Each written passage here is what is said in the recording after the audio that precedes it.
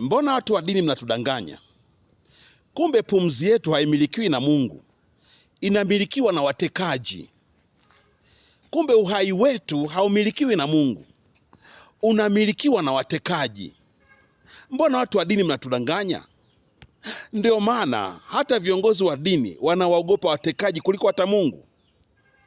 Kumbe pumzi yetu na uhai wetu unamilikiwa na watekaji na wauaji kutoka hapa Tanzania. Ndio wanaomiliki uhai wetu, ndio wanaomiliki pumzi yetu, ndio wanaochagua nani aishi, nani asiishi. Kumbe sio Mungu anayemiliki pumzi yetu Kumbe ndio maana hata mashehe wanaogopa. Kumbe ndio maana hata wachungaji wanaogopa. Ndio hapo sasa dini zinaponichosha. Wote wamekosa ushujaa kwa sababu ya kuogopa watekaji na wauaji. Nimemaliza. Benu Clemence Mwandambo.